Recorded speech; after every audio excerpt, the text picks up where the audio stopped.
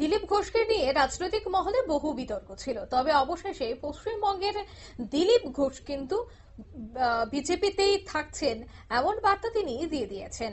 তার মধ্যে আজ আরএসএস এর বার্ষিক গুরুপূজন কার্যক্রমে দেখা গেল দিলীপ ঘোষকে। সেই ছবি আপনারা দেখতে পাচ্ছেন। উপস্থিত ছিলেন আজ দিলীপ ঘোষ, সেই ছবি আমরা দেখাচ্ছি আপনাদের সামনে।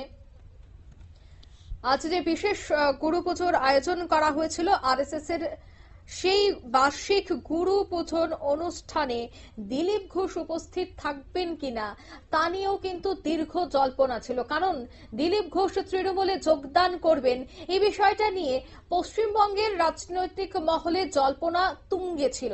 কিন্তু অবশেষে তিনি বিজেপিতেই থাকছেন এবং তারই মধ্যে আজ দেখা গেল যে আরএসএস এর বার্ষিক যে অনুষ্ঠান, সেই বার্ষিক অনুষ্ঠানে খোদ সেখানে উপস্থিত ছিলেন দিলীপ ঘোষ এবং তার অনুগামীরা।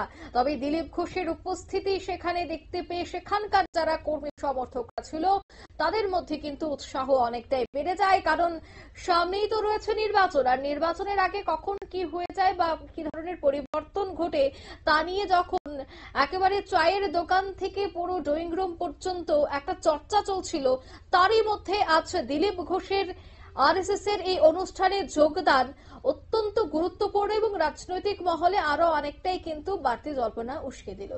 এই মুহূর্তে নিয়ে নিচ্ছে ছোট্ট একটি বিজ্ঞাপন বিরতি, সঙ্গে থাকুন।